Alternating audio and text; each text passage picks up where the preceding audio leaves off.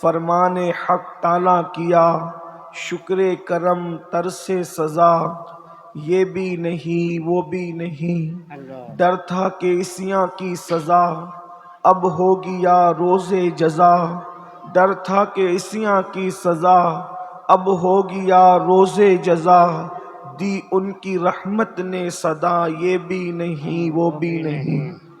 آج کی یہ محفل چشتیہ کمیٹی کی جانب سے عطائے رسول ہند الولی معین ملت والدین نائب نبی فی الہند سرکار خواجہ غریب نواز معین الدین حسن چشتی سجزی رحمت اللہ تعالی علیہ کی بارگاہ میں خراج عقیدت پیش کرنے کے لیے منعقد کی گئی ہے۔ اللہ تبارک و تعالی ہم سب کی حاضری کو اپنی بارگاہ میں قبول فرمائے، آمین آمین۔ میں نے بڑی مشہور آیہ کریمہ کی تلاوت کرنے کا شرف حاصل کیا ہے۔ جب بھی اولیاء کرام کی شان میں کوئی محفل منعقد ہوتی ہے تو ہمارے خطبہ اور مقررین اور واعظین زیادہ تر اسی آیہ کریمہ کی تلاوت کرتے ہیں۔ اس آیہ کریمہ کے ضمن میں آج آپ کے سامنے یہ بتانا چاہتا ہوں کہ سب سے پہلے ہمیں یہ سمجھنے کی ضرورت ہے کہ ولی کون ہوتا ہے اور ولی کس کو کہتے ہیں۔ ایک بات یاد رکھیں، آج لوگ یہ سمجھتے ہیں کہ آج کل ولی نہیں ہوتے، ایسا نہیں ہے۔ نبوت کا دروازہ بند ہو گیا ہے لیکن ولایت کا دروازہ قیامت تک کھلا رہے گا۔ بے شک ولی ہوتے بھی ہیں، ہمارے سامنے ہوتے ہیں، ہماری نگاہوں کے سامنے ہوتے ہیں، لیکن دیکھنے کا انداز بدل گیا ہے۔ آپ جب کسی بندے کو اس نگاہ سے دیکھو گے ہی نہیں تو آپ کو ولی سمجھ میں ہی نہیں آئے گا۔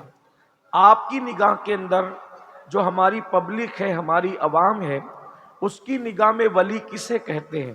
جو پانی پر چلے وہ ولی ہوتا ہے، جو ہوا میں اڑے وہ ولی ہوتا ہے، جو ہاتھ ہوا میں لہرا کر آپ کے ہاتھ میں کوئی انگوٹھی کا نگینہ دے دے وہ ولی ہوتا ہے، جو ہاتھ کو فضا میں لہرا کر آپ کے ہاتھ میں پیسے رکھ دے وہ ولی ہوتا ہے، یا زیادہ سے زیادہ پھر یہ کوئی ننگا دھڑنگا گلی میں پھر رہا ہو وہ ولی ہوتا ہے، یا کسی کے ہاتھ میں تسبیح ہو تو وہ ولی ہوتا ہے، یا کوئی قبرستان میں بیٹھ کر نشہ چرس بھنگ پی رہا ہو وہ ولی ہوتا ہے۔ آپ نے پورا مزاج ہی چینج کر دیا۔ دراصل جو قوم قرآن پر انسان کو پرکھنے کی بجائے اپنے مزاج پر پرکھنے لگے گی تو پھر حالات یہی ہوں گے جو آپ دیکھ رہے ہیں۔ اللہ اکبر، ہم نے علماء کو بھی قرآن کے مزاج پر پرکھنے کی بجائے ہم نے اپنے مزاج پر پرکھنے کی کوشش کی۔ آپ دیکھیں جو تعریف ولی کی گئی ہے سیم وہی تعریف قرآن نے عالم کی ہے۔ اگر آگے آپ سمجھنا چاہیں گے تو میں عرض کروں گا تو آپ کو ولی کے سمجھنے میں بہت زیادہ آسانی ہوگی۔ ولی کسے کہتے ہیں؟ پہلی بات تو یہ ہے، افراط و تفریط کا ماحول ہے۔ کچھ لوگ انکار کرنے پر آئے تو غوث پاک کے بھی ولی ہونے کا کوئی لوگ انکار کرنے پر آئے تو غوث پاک کے بھی ولی ہونے کا انکار کر دیا، غریب نواز کے بھی ولی ہونے کا انکار کر دیا، مخدوم سمنا کے بھی ولی ہونے کا انکار کر دیا، بڑے بڑے اولیاء کی ولایت کا انکار کر کے مذاق اڑانا شروع کیا، کیونکہ وہ انکار کرنے پر آئے۔ اور کچھ لوگ ماننے کے لیے آئے تو وہ قبرستان میں بیٹھے ہوئے گنجڑی اور چرسیوں کو بھی ولی ماننے کے لیے تیار ہو گئے۔ دونوں سے ہمارا تعلق نہیں ہے، اس لیے کہ ہم منکرین بھی نہیں ہے اور ماننے کے لیے اتنے بھی مصر نہیں ہے کہ ہر کسی کو ولی مانے۔ قرآن جس کو ولی کہتا ہے ہم اسی کو ولی مانیں گے۔ قرآن جو صفات بیان کرتا ہے ہم اسی کو ولی مانیں گے۔ قرآن کیا کہتا ہے؟ الا ان اولیاء اللہ لا خوف علیہم ولا هم یحزنون، آگاہ ہو جاؤ، بے شک اللہ کے ولیوں کو نہ خوف ہے نہ غم ہے۔ دیکھیے ولی کی تعریف قرآن خود بیان کر رہا ہے، ولی کی شان قرآن خود بیان کر رہا ہے۔ آپ ولی کی پہچان یہاں سے حاصل کرو، انشاءاللہ آپ جو ہے یقیناً اپنی زندگی کے اندر اس کا فائدہ اٹھا سکیں گے۔ اللہ اکبر، قرآن کہتا ہے ایک وہ طبقہ جو ولیوں کا مذاق اڑاتا ہے ان کو پتا ہونا چاہیے کہ قرآن کے اندر ولی کی شان بیان کی گئی ہے. قرآن کہہ رہا ہے آگاہ ہو جاؤ، بے شک اللہ کے ولیوں کو نہ خوف ہے نہ غم ہے، یعنی ان کو کسی چیز کا غم نہیں ہے. غم کس چیز کا ہوتا ہے؟ خوف کس چیز کا ہوتا ہے؟ یاد رکھیے، جب کوئی نعمت نہ ہو تو اس کے نہ ہونے کا غم ہوتا ہے، اور جب کوئی نعمت ہو تو اس کے چلے جانے کا خوف ہوتا ہے. قرآن کہہ رہا ہے ولی کے پاس گویا کہ ہر خزانہ موجود ہوتا ہے، اسے کسی چیز کا غم نہیں ہوتا، اور اگر اللہ اس کو نعمت دے دیتا ہے تو پھر چھننے کا خوف بھی نہیں ہوتا. اب ولی کی شان تو اتنی بیان ہو گئی، لیکن آگے اب قرآن اس کی ڈیفینیشن بیان کر رہا ہے. ولی ہوتا کون ہے؟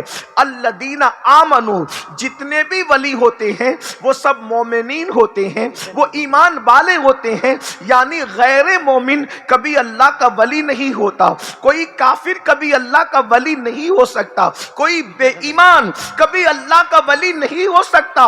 ولی ہمیشہ مومن ہوتا ہے، ایمان والا ہوتا ہے. اور ایک بات یاد رکھنا، ایمان والا وہی ہے جو اپنی جان سے زیادہ مصطفیٰ جان رحمت سے عشق کرتا ہے، مصطفیٰ جان رحمت سے محبت کرتا ہے.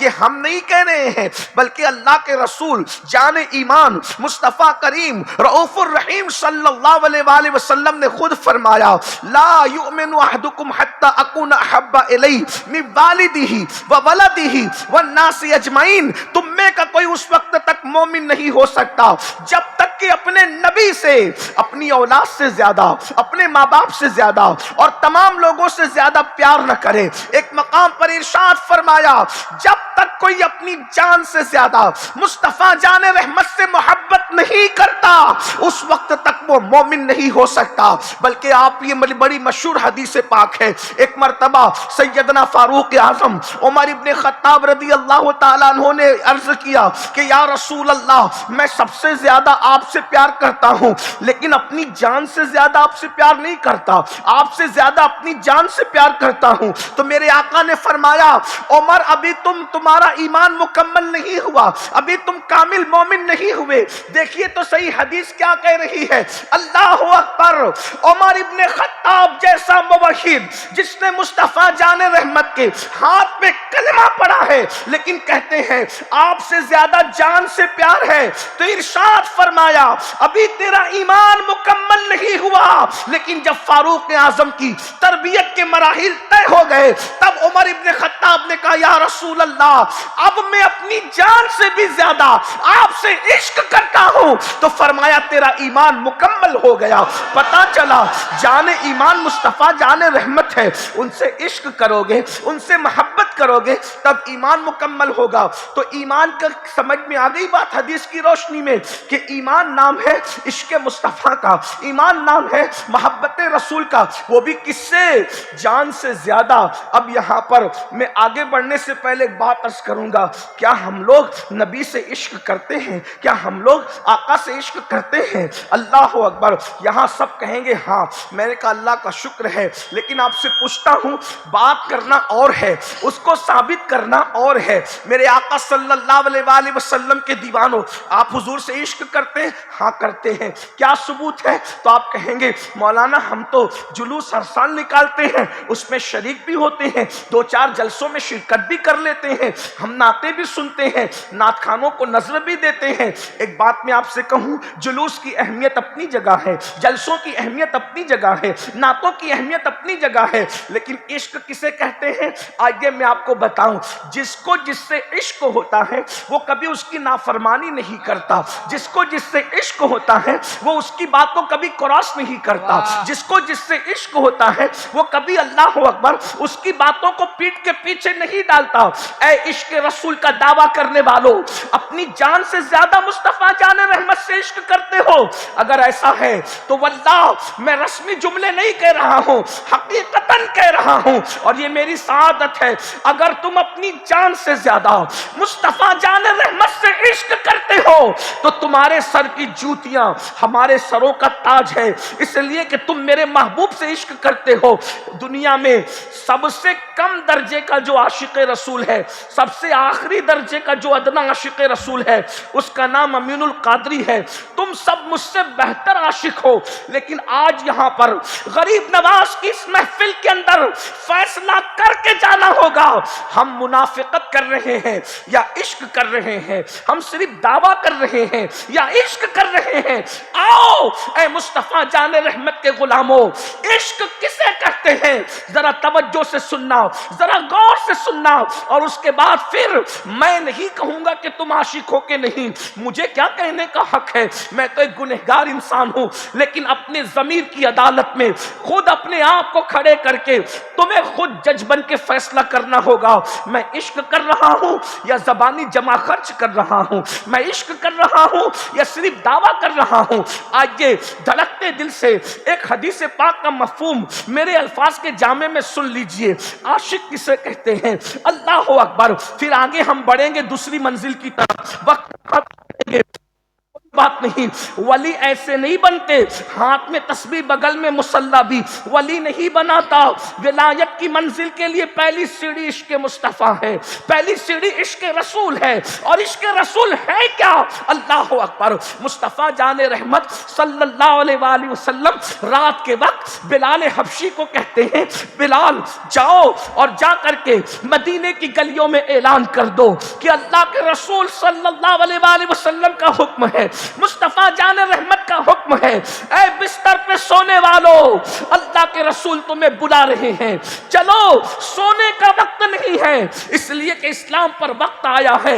اپنی جانوں کی نظر لے کر، اپنی جانوں کی قربانیاں لے کر مصطفیٰ جان رحمت تمہیں بلا رہے ہیں. اللہ اکبر. اے مصلی پر رونے والو، اب مصلی پر بیٹھنے کا وقت نہیں ہے.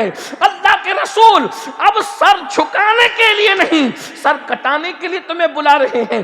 غرض کے بلال حبشی کو حکم ہوتا ہے، بلال مدینہ منورہ کی گلیوں میں اپنی آواز میں اعلان کرتے ہیں، لوگوں چلو چلو مصطفیٰ جان رحمت تمہیں بلا رہے ہیں. سونے والو سونے کا وقت نہیں ہے، مصلی پر رونے والو رونے کا وقت نہیں ہے. چلو چلو حضور بلاتے ہیں، چلو چلو آقا بلاتے ہیں. کس لیے بلاتے ہیں؟ جلسے میں نعرہ لگانے کے لیے نہیں، جلوس کے اندر شرکت کے لیے نہیں. کس لیے؟ مرنے کے لیے بلا رہے ہیں. نبی مرنے کے لیے بلا رہے ہیں. توجہ فرمائے، نبی مرنے کے لیے بلا رہے ہیں. غور کیجئے میری قوم کے جوانوں، آج عشق مصطفیٰ کا دعویٰ ہے. حقیقت عشق جو ہے ایسا لگتا ہے عاشقوں کے ساتھ قبروں میں دفن ہو چکی ہے. اللہ اکبر. ورنہ آج قوم مسلم کے جو حالات ہم دیکھ رہے ہیں یہ حالات کبھی نہ ہوتے. دنیا کبھی ہمیں نہ کچلتی اگر ہم عاشق رسول ہوتے، دنیا کبھی ہمیں برباد نہ کرتی اگر ہم عاشق رسول ہوتے، سچے عاشق رسول ہوتے. دنیا ہمارے گھروں کو کبھی تباہ نہ کرتی اگر ہم سچے عاشق رسول ہوتے. ہم سچے عاشق رسول ہوتے. ذرا غور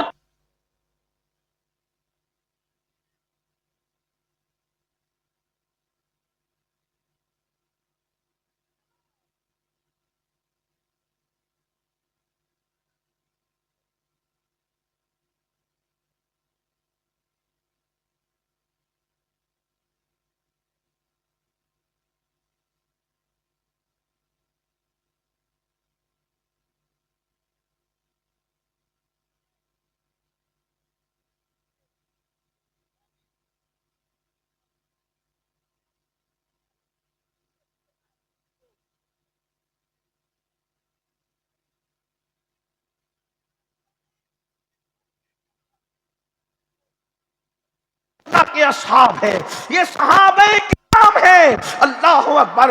اعلان ہوا ہے اور لوگ مسجد نبوی کی طرف مرنے کے لیے دوڑ رہے ہیں، اس لیے کہ یہ عشق کا امتحان تھا. جان سے زیادہ عشق اسی کو کہتے ہیں کہ ایک طرف نبی کی آواز ہے، دوسری طرف جان ہے.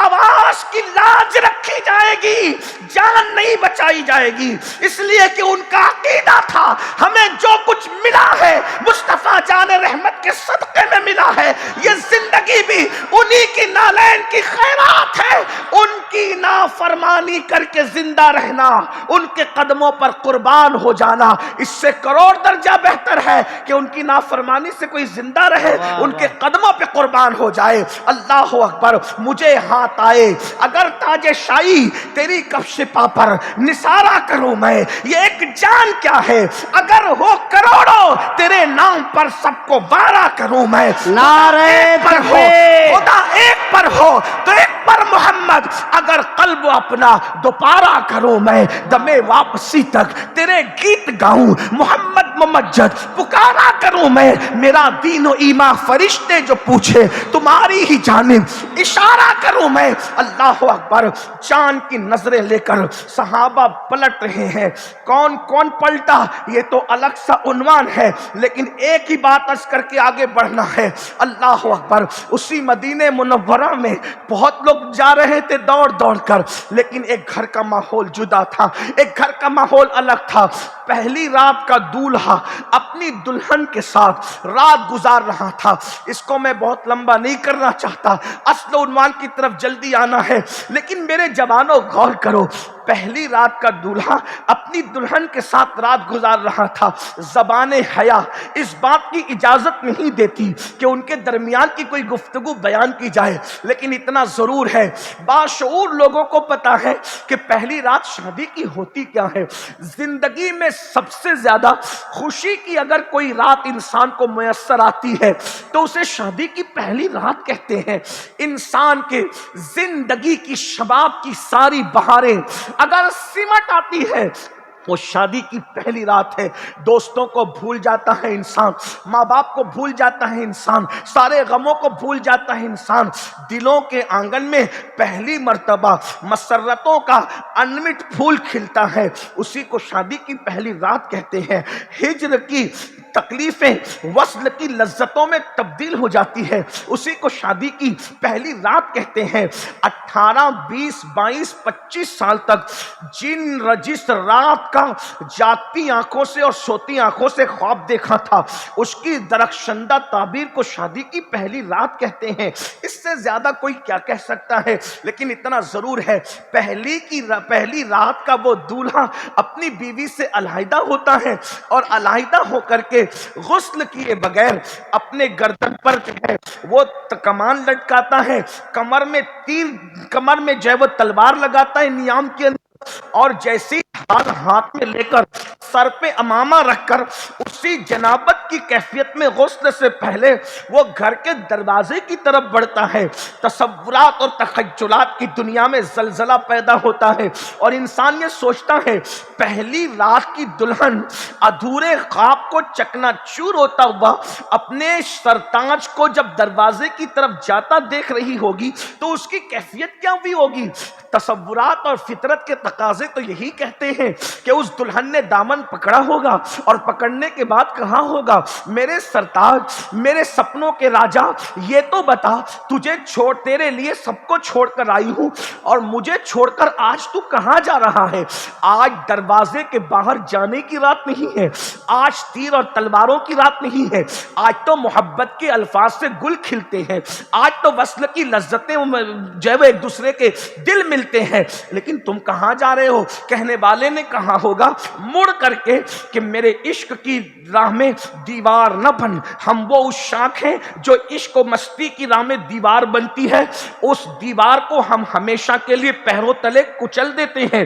اس دامن پکڑنے والی مقدس خاتون نے کہا ہوگا آپ کا آخر کون سا محبوب ہے جو مجھ سے بڑھ کر ہے؟ تو فطرت کے تقاضوں نے مڑ کر کے جواب دیا ہوگا ہاں ہاں وہی تو ہے جو صرف مخلوق کا نہیں بلکہ خالق کا بھی محبوب ہے، وہ میرا نہیں بلکہ تیرا بھی محبوب ہے، وہ انسانوں کا نہیں جانوروں کا بھی محبوب ہے، وہ جانوروں کا نہیں بلکہ پتھروں کا بھی محبوب ہے، وہ صرف پتھروں کا نہیں بلکہ درختوں کا بھی موجود ہے محبوب ہے۔ اس کی محبوبیت عالمی ہے، اس کی محبوبیت آفاقی ہے، اس کی محبوبیت عالمین کو گھیرے ہوئے ہے۔ خدا کی عزت کی قسم جو پتھر زبان نہیں رکھتے وہ بھی اس پر درود پڑھتے ہیں، جو پتھر دل نہیں نہیں رکھتے، وہ بھی اس کے عشق میں روتے ہیں۔ ارے آتش کدوں سے پوچھو یہ آگ کس کے عشق میں جل رہی ہے، تب پتا چلے گا کہ یہ آگ جلنے کے لیے کسی کا عشق مہمیز دے رہا ہے۔ یہ تتلیوں کا باغپن، آخر کس نے ان کے اندر باغپن پیدا کیا ہے؟ تو کسی کا عشق انہیں بھی باغپن عطا کر رہا ہوگا۔ اللہ اکبر۔ کسی کی مسکراہٹ روزانہ پھولوں کو کھلنے کا شعور عطا کرتی ہے، کسی کی زلفوں کی تازگی سنبل کے پودے کو روزانہ پتیوں سے باہر نکالتی ہے، کسی کے بالوں کی سیاہی رات کی چادر کو ایک نیا رنگ عطا کرتی ہے، جس کے چہرے کا اجالا صبح کو روزانہ بدتہا کی لکیریں عطا کرتا ہے۔ اللہ اکبر۔ وہ ایسا محبوب ہے، وہ ایسا خدا نے اپنی پوری مخلوق میں سدرہ سے لے کر تحت الثری تک اتنا خوبصورت کسی زمانے میں پیدا نہیں کیا۔ جبریل جیسا خوبصورت بھی اس کے حسن کو دیکھ کر اس کے تلووں میں سر رکھنے پہ مجبور ہے۔ جس کے تلووں پر سر جبریل ہو اس کے حسن و جمال کا عالم کیا ہوگا؟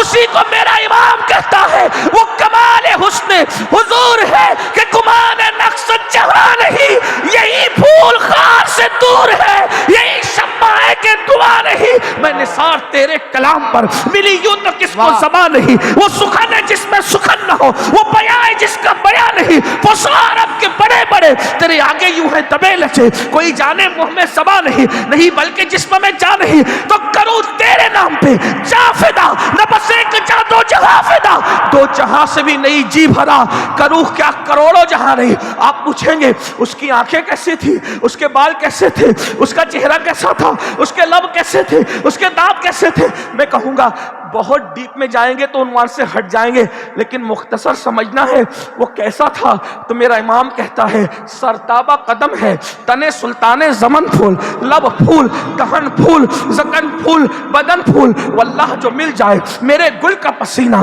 مانگے نہ کبھی عطر نہ پھر چاہے دلہن پھول۔ علم والوں کی اگر محفل ہے تو امام نے ملنے کا ذکر نہیں کیا، ملنے کا ذکر کیا۔ ملنے میں اور ملنے میں فرق ہوتا ہے، ملنا کہتے ہیں مل گیا، بات ختم ہو گئی، ملنا کہتے ہیں اس کو ہو ملا جائے، مل جائے کہا، مل جائے نہیں کہا، دونوں میں فرق کیا ہے؟ دلہن کو اگر میرے محبوب کا پسینہ مل جاتا ہے تو دلہن مہکتی ہے، اور اگر مل جاتا ہے تو اس کی نسلیں مہکنے لگتی ہے۔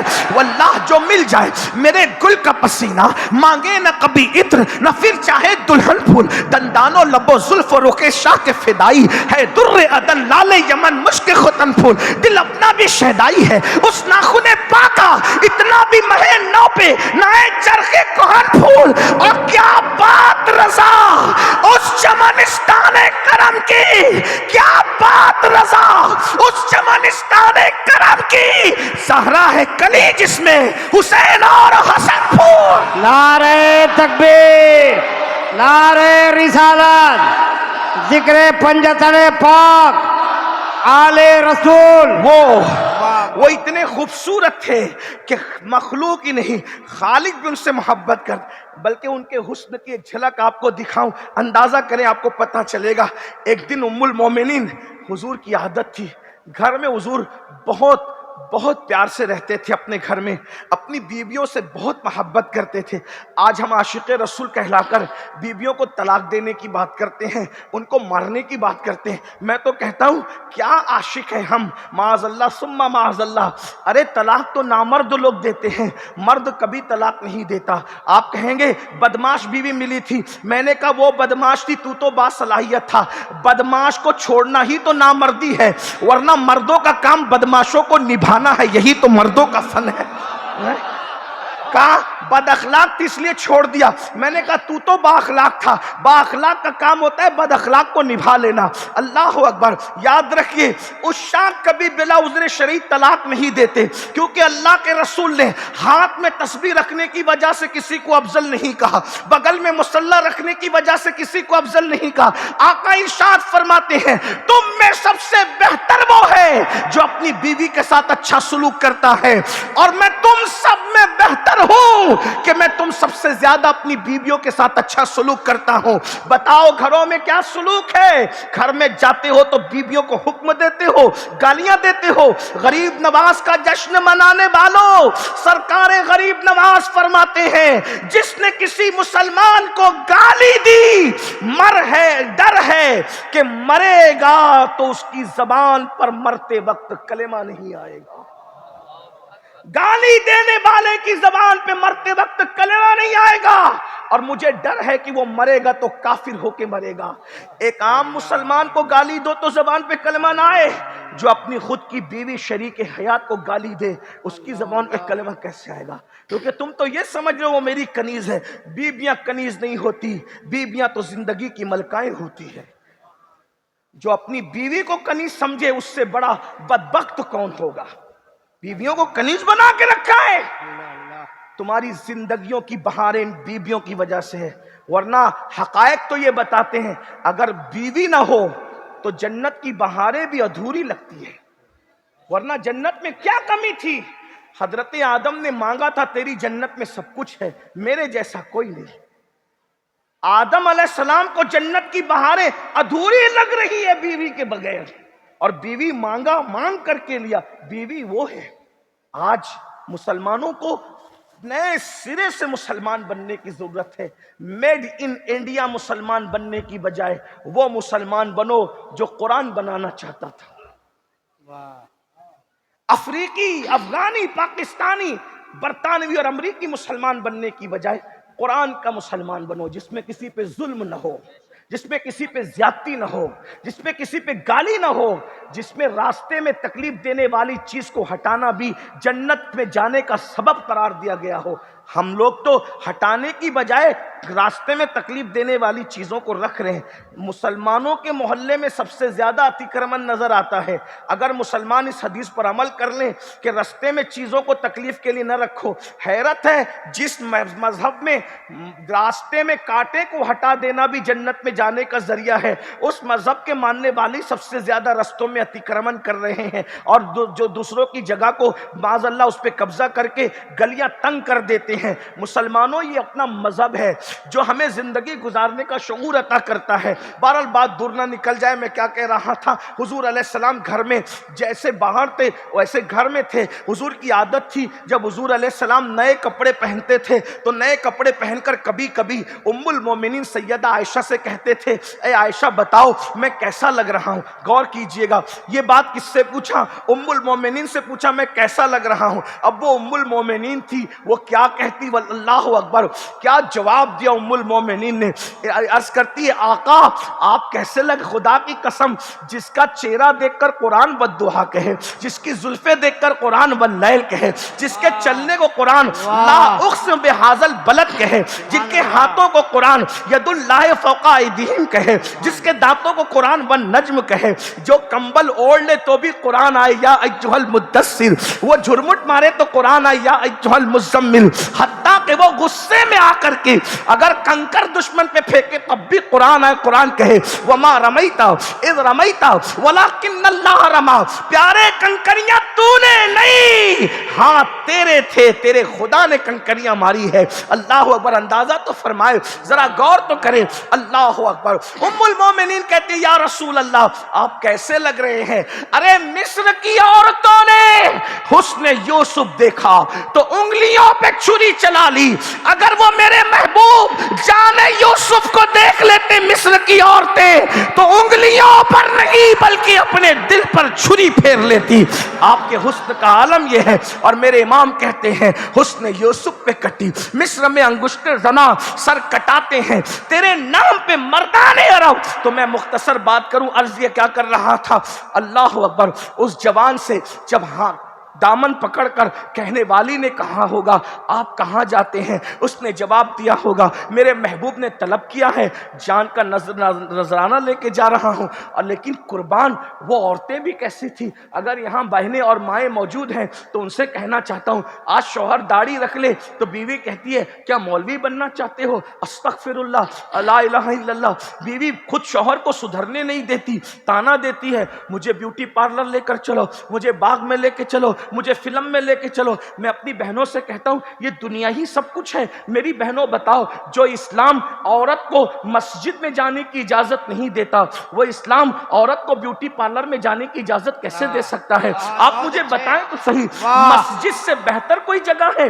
مسجد دنیا کی جنت ہے, جنت, مسجد دنیا کی جنت ہے. اللہ اکبر. ہمارا مذہب, اور مذہب کے ساتھ مسلک بھی کہہ دوں کہ ہمارا مسلک عورتوں کو مسجد میں جانے کی اجازت نہیں دے. کیوں؟ یہی تو ہمارے مذہب اور مسلک کی پوترتا ہے, پاکیزگی ہے, کہ فرمایا عورتیں مسجد میں نہ جایا کریں. لوگ کوستے ہمارے مسلک کو کہ یہ مسجد میں جانے سے کیوں روکتے ہیں. میں نے کہا ہم نہیں روکتے, فاروق اعظم نے روکا ہے. اور لوگ شکایت لے کے ام المومنین سیدہ عائشہ کی بارگاہ میں گئے تو کہنے لگی کہ جو کیفیت تمہاری آج ہے, اگر رسول اللہ کے ظاہری دور میں ہوتی تو جو کام عمر کر رہے ہیں وہی کام اللہ کے رسول نے بھی کیا ہوتا. حضور فاروق اعظم نے روک دیا. آج تک لوگوں کے پیٹ میں درد ہے, اور جو لوگ مسجد میں لے جا رہے ہیں حالات کیا ہیں آپ اچھی طرح جانتے ہیں. میں کسی کو نکتہ چینی نہیں کر رہا ہوں, لیکن حقائق بیان کر رہا ہوں کہ لوگ آج اسلام کو بدنام کر رہے ہیں. حدیث کے نام پر حدیث کا قتل عام کرتے ہیں, حدیث کے نام پر حدیث کی غلط ترجمانی کرتے ہیں. یاد رکھیے, کہتے ہیں عورتوں کو مسجد سے کیسے روک دیا. ہم نے کہا حالات تو دیکھو, حالات تو دیکھو. اور اس دور میں منع کیا, آج تو کیسا دور ہے. لیکن جاؤ مسجد کے نام پر لے جا رہے ہیں, پھر حالات کیا ہوتے ہیں. لیکن اتنا ضرور کہوں گا, رسول اللہ کے ظاہری دور میں عورتیں مسجد میں آتی تھی اس لیے کہ قرآن اتر رہا تھا. لیکن حضور علیہ السلام کے بعد صدیق اکبر کے دور تک یہ بات رہی, فاروق اعظم نے حالات دیکھ کر کے منع کر دیا. لیکن ایک بات آپ سے اور عرض کروں, حضور کی مسجد میں باہر سے عورتیں آتی تھی نماز پڑھنے, لیکن گھر کی عورتیں نہیں آتی. سیدہ فاطمہ کا نام آپ ثابت نہیں کر سکتے. کیوں؟ اس لیے کہ وہ دور رہتی تھی, وہ علم حاصل کرنے آتی تھی. حضور علیہ السلام و تسلیم سے فیض لینے آتی تھی. لیکن سیدہ اس لیے مسجد میں نہیں آتی تھی کیونکہ ان کے گھر تو حضور خود ہی تشریف لے جاتے تھے. ام المومنین عائشہ صدیقہ اپنے حجرے سے نماز ادا فرماتی تھی کیونکہ ان کے گھر میں حضور خود تشریف رکھتے تھے. اس سے پتہ چلا اس وقت تو عورتوں کا مسجد میں آنا رسول اللہ سے استفادے کے لیے تھا, حضور سے فیض حاصل کرنے کے لیے تھا. لیکن آج کون ہے بھائیوں؟ اور پھر اس کے بعد میں کسی کو گالی نہیں دیتا, لیکن اتنا ضرور کہوں گا, جن کے یہاں مسجد میں آنے جانے کی اجازت ہے, ذرا ان کے مولویوں کی سوشل میڈیا پر داستان سن لو کیا ہے. میں نام نہیں لوں گا, لیکن یہ ضرور ہے کہ کتنے کیا کرتوت ہے, ذرا دیکھ لیں. کبھی وقت ہوا اس عنوان پہ بات ہوئی تو ہم آپ کو بتائیں گے کہ مولوی صاحب جن کے مسجد میں آنے جانے کی اجازت ہے, کتنے لوگوں سے کیا ہوا. یہ چھپی ہوئی نہیں ہے, انٹرنیٹ پر پوری زندگی موجود ہے. ان لوگوں کی جیل کاٹ لیا ہے. اللہ اکبر, جیلوں میں گئے ہیں مولوی صاحب, جیلوں میں گئے ہیں. تو کیا تم مسجد کے دروازے کھول کے ہر مولوی صاحب کو مشکوک کر دینا چاہتے ہو؟ تھوڑا غور تو کرو. اور آپ سے بھی کہتا ہوں, ہر کسی کی حدیث کی دھونس میں نہ آیا کرو, اس لیے کہ جو حدیث پڑھتا صحیح ہے لیکن اس کی ترجمانی غلط کرتا ہے, اس پر بھی تو توجہ کرو. میں یہ نہیں کہتا کہ قرآن غلط پڑھتے ہیں, حدیث قرآن صحیح پڑھتے ہیں, حدیث صحیح پڑھتے ہیں, اس کی ترجمانی غلط کرتے ہیں. یہی تو خارجیوں نے کیا تھا. مولا علی پر سب سے پہلے کفر کا فتویٰ خارجیوں نے دیا. اس امت میں سب سے پہلے جس پہ کفر کا فتویٰ لگا ہے کسی مومن پر, وہ کل ایمان فاتح خیبر مولا علی ہیں. خارجیوں نے ان کو کافر کہا, اور دلیل میں کیا کہا؟ قرآن کی آیت پڑھی, ان الحکم الا للہ. نوجوان جو پڑھے لکھے ان کی توجہ چاہتا ہوں, وہ کہتے ہیں نا یہ تو قرآن پیش کرتے تو حدیث پیش کرتے. میں نے کہا خارجیوں نے بھی قرآن پیش کیا تھا. کیا؟ ان الحکم الا للہ, حکم نہیں مگر صرف اللہ کا. ذاتی اور عطائی کا فرق مٹا دیا, مولا علی کو کفر کا فتویٰ دے دیا. آیت صحیح پڑھی, ترجمانی غلط کی. اللہ, آیت پڑھنے میں کوئی اختلاف نہیں. کیا کہا؟ حکم صرف اللہ کا. اور قرآن تو آگے بھی کہہ رہا ہے نا کہ جب میاں بیوی میں جھگڑا ہو جائے تو ایک حکم مقرر کر لو, پنچ مقرر کر لو. اگر ان الحکم الا للہ کا یہی مطلب ہے کہ اللہ کے سوا کوئی حکم نہیں ہے, تو پھر اللہ نے پنچوں مقرر کرنے کا حکم کیوں دیا, فیصل مقرر کرنے کا حکم کیوں دیا؟ تو پتہ چلا یہاں سے مراد ذاتی اور عطائی کا جب تک کہ فرق نہیں ہوگا اس وقت تک کہ آپ قرآن کی صحیح ترجمانی نہیں کر سکتے. یہی تو ہم ان کو سمجھاتے جو انگریزوں کے میز سے پیدا ہوئے. وہ نوزائیدہ جماعتیں نہیں جانتی کہ ذاتی اور عطائی کا فرق کیا ہے. ایک ہی بات پہ اڑے ہوئے ہیں اور ظاہر بات کرتے رہتے ہیں اور آپ بھی اس میں الجھتے رہتے ہو اور کہتے ہیں کوئی غوث نہیں ہو، غوث نہیں ہو. غوث کہنا شرک ہے، غوث اعظم کہنا شرک ہے. غوث اعظم صرف اللہ ہے. ہم نے کہا غوث اعظم صرف اللہ ہے تو پھر مولانا بھی تو صرف اللہ ہے. مولانا بھی صرف اللہ ہے. قرآن کہتا ہے انت مولانا فانصرنا علی القوم الکافرین. قرآن نے کیا کہا؟ انت مولانا، تو مولانا ہے. تو جب اللہ مولانا ہے تو 68 پڑھنے والا مولوی کیسے مولانا ہو گیا؟ جب اللہ کو مولانا کہا، مولوی صاحب کو ہی مولانا کہا، یہ بھی تو شرک ہو جائے گا تمہارے ضابطے کے مطابق. لیکن الحمدللہ ہمارے یہاں نہ وہ شرک ہے غوث اعظم کہنا، نہ مولانا کہنا شرک ہے. اس لیے کہ اللہ مولانا ہے ذاتی طور پر، اس کو کس نے مولانا نہیں بنایا. وہ ہمیشہ سے مولانا ہے، مولانا رہے گا. لیکن یہ ان پڑھ پیدا ہونے والا 8 سال پڑھا، کورس کیا، تب اس کو مولانا کہا گیا. اور یہ اللہ کی عطا سے مولانا. تو یاد رکھ، جب تیرا مولوی خدا کی عطا سے مولانا ہو سکتا ہے تو میرا عبد القادر جیلانی بھی خدا کی عطا سے غوث اعظم ہو سکتا ہے. نعرہ تکبیر، نعرہ رسالت، یہ کوئی فیضان یہ غوث کوئی اعظم. یہ کوئی اختلافی بات ہم نہیں کر رہے ہیں، لیکن آپ کو یہ بتانا چاہتے ہیں کہ آج امت کو تو اتحاد کی ضرورت ہے. وہ اس طریقے کی باتیں کرتے تو ہمیں جواب، اس لیے کہ جب سوال ہوگا تو جواب دیا جائے گا. اللہ اکبر. پھر کہتے ہیں کہ یہ نہیں اور وہ نہیں اور وہ نہیں، غریب نواز تو صرف اللہ ہے، اللہ کے سوا کوئی غریب نواز نہیں. ہم نے کہا بھائی یہی بات سن لو نا، قرآن کہہ رہے مولا. آپ نے سورۃ البقرہ کی آخری آیت، اسی پر تو سورۃ البقرہ ختم ہو رہی ہے. انت مولانا فانصرنا علی القوم الکافرین. تو مولانا ہے، اللہ مولانا ہے. کتنے مولانا تم نے پیدا کر رکھے، تو روزانہ کتنے شرک کر رہے ہو. اس کو سمجھو، ذاتی عطائی کا فرق سمجھو. اسی لیے ہم کہتے ہیں نبی کو جو غیب ہے وہ ذاتی نہیں ہے، اللہ کی عطا سے ہے. اور اللہ کا علم لامحدود ہے، لیکن خدا کی نگاہ میں مصطفیٰ جان رحمت کا علم محدود ہے. نگاہ قدرت میں ان کا علم محدود ہے. اللہ کو کسی نے نہیں دیا، لیکن مصطفیٰ جان رحمت کو اللہ نے عطا کیا.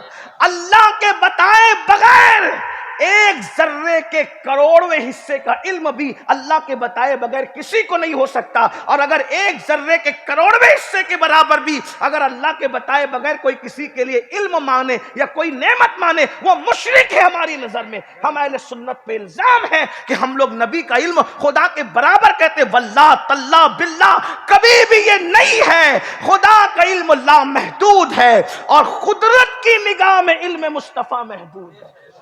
نگاہ قدرت میں علم مصطفیٰ میں حضور کے علم کی حد ہے. نگاہ قدرت میں اگرچہ ہماری نگاہ میں حضور علیہ السلام کے علم کی کوئی حد نہیں، کیونکہ ہماری نگاہ کی حیثیت کیا ہے. جو اپنا چہرہ نہ دیکھ سکے وہ علم مصطفیٰ کا اندازہ کیا لگا سکتا ہے. ہم اپنا چہرہ خود نہیں دیکھ سکتے. اس لیے اس کو سمجھنا ہوگا جوانوں. عمل کے ساتھ عقیدے کی اصلاح بھی ضروری ہے. تو میں کیا عرض کر رہا تھا، بات دور نکلتی جا رہی ہے. آپ کا ذوق سلامت ہے، اس لیے ہم بھی کچھ اشارے دے رہے ہیں. اللہ اکبر. اس جوان نے اپنی بیوی سے کہا ہوگا کہ حضور بلا رہے ہیں، میں نے جانا. لیکن وہ پاکیزہ بیوی نے کیا کہا؟ اللہ اے جانے والے جا، ضرور جا، جلدی جا، تاخیر نہ کر. لیکن ایک بات کا وعدہ کرتے ہوئے جا کہ اگر تو واپس لوٹے گا تو میں غازی کی بیوی کہلاؤں گی، اور اگر تو شہید ہو گیا تو شہید کی بیوہ فخر سے کہلاؤں. جا، ضرور جا، لیکن سنتا جا. جیسے آج جا رہا ہے ویسے کل جنت میں مجھے چھوڑ کے مت جانا. آج تو اکیلے جا رہا ہے، کل جب جنت میں جانا تو اپنا ہاتھ میرے ہاتھ میں لے کے مجھے بھی جنت میں لے کر کے چل. وہ عورت، وہ خاتون اور وہ عاشق چلا گیا. توجہ ہے، میں نے اتنی لمبی بات یہ چند جملے کہنے کے لیے کہی تھی. عاشق چلا گیا، اس نے جان بھی دے دی، فرشتوں نے اس کو غسل دیا. مشہور واقعہ ہے، ان پر میرے ماں باپ قربان، ان کو غسیل الملائکہ کہا گیا. ٹھیک ہے، حضرت سیدنا حنظلہ رضی اللہ تبارک و تعالیٰ عنہ. اب سنیے، غور سے سنیے.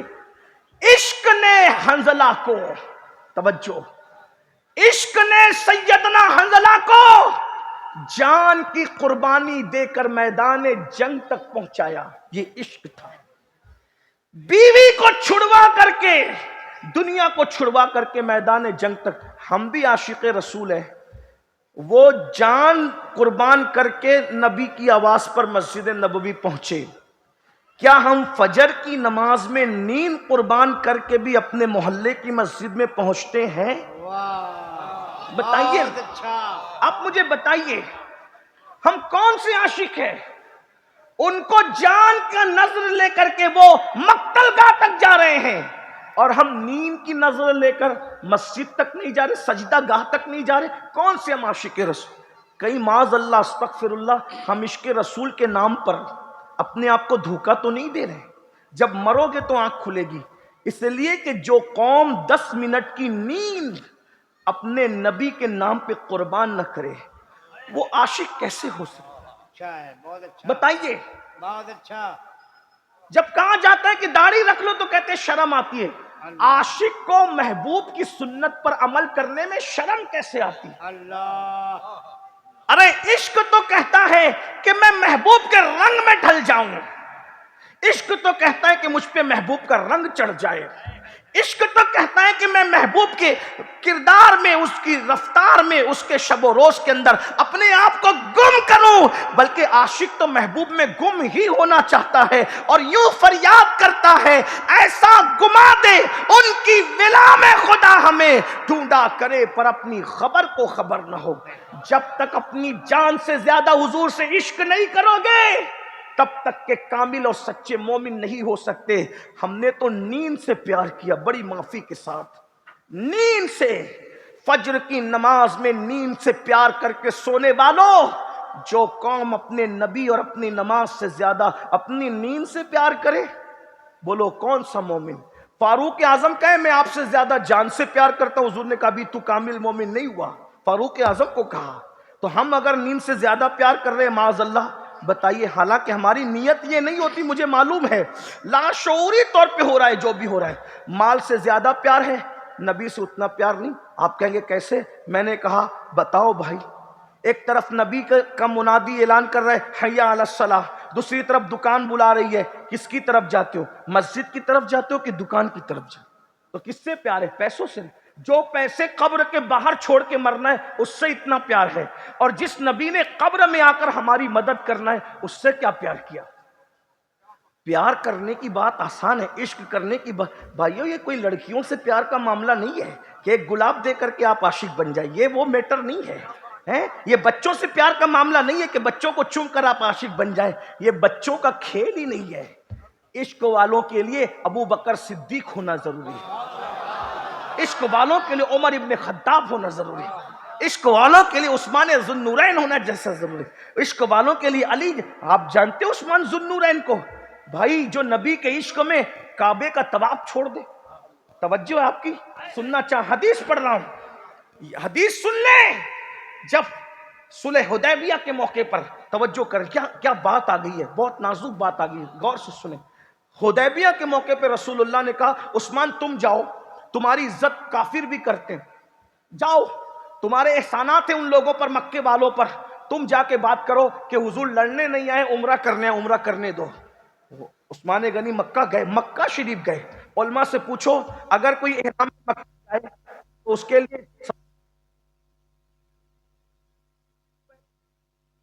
جانے والوں کے